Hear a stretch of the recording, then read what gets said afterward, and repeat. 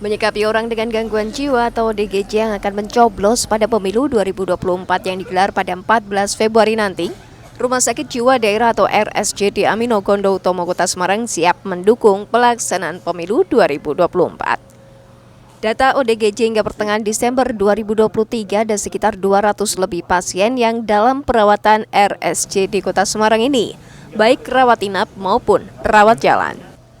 Meski demikian, hingga pertengahan Desember lalu pihak RSJD mengaku belum ada komunikasi dengan penyelenggara pemilu. Namun, biasanya RSJD diminta menyerahkan data pemilih di lingkungan setempat kepada pihak terkait setelah tiba saat pencoblosan akan didatangi oleh petugas dari TPS terdekat. Dijadikan bahwa pasien-pasien rawat inap, baik itu jiwa maupun non jiwa, harus atau diberi kesempatan mencoblos, maka kami siap mendukung, kami siap mendata dan seterusnya, sehingga pada hari hanya nanti dari TPS terdekat biasanya akan datang dan sudah kita siapkan. Intinya kita siap, Mas. Cuma sampai detik ini belum ada komunikasi. Yeah. Kalau yang sudah-sudah biasanya gimana, Pak? Yang sudah-sudah, kalau di tempat ini mohon maaf saya kan baru 3 tahun, jadi tapi di tempat sebelumnya memang sudah ada kesepakatan, sudah ada daftar yang disusun gitu, nama-namanya, bainnya di bangsal mana, lah, sehingga nanti akan diharapkan dalam 1 jam gitu selesai. Mungkin biasanya jumlahnya hanya puluhan, tidak terlalu banyak yang punya hak pilih. Kalau sekarang total ada berapa, Pak? Termasuk yang non? Yang mondok hari ini sekitar 230-an, sementara yang non sekitar 30 sekian, 37 ya.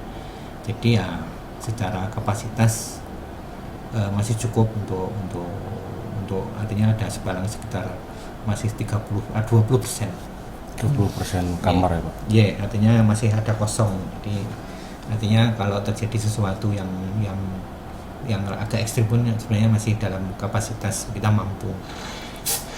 Terus untuk TPS sendiri, Pak, biasanya ada sendiri di sini atau didatangi oleh TPS? Biasanya didatangi dengan membawa, artinya biasanya TPS terdekat, Mas. Petugas ya, TPS terdekat, mungkin kalau di sini ya mungkin berarti kan Kelurahan Kemah.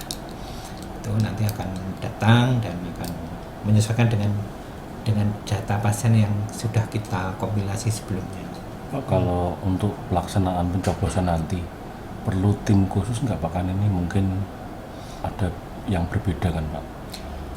Ya biasanya kan yang sudah stabil ya kalau jiwa, artinya kan artinya ya pasti akan kita dampingi dalam jarak terukur, kita dampingi sehingga tanda petik istilahnya kerahasiaannya pasti masih terjaga.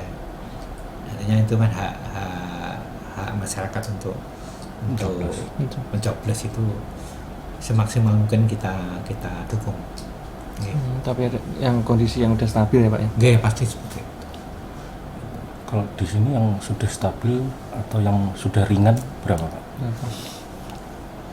Ya selalu berubah sih, tapi itu kan kalau proporsinya ya sekitar 90% yang rawat inap sebenarnya dalam klasifikasi stabil, karena yang belum stabil itu kan pada saat masuk pertama masih akut, itu memang ada tempat khusus, tapi biasanya 2 hari segera berpindah ke bangsal yang stabil. Jadi memang sebagian besar rawat inap pun sebenarnya dalam kondisi stabil. Alik menambahkan mereka yang nantinya mengikuti pesta demokrasi merupakan pasien dalam kondisi stabil dan tetap dilakukan pendampingan saat mengikuti pencoblosan.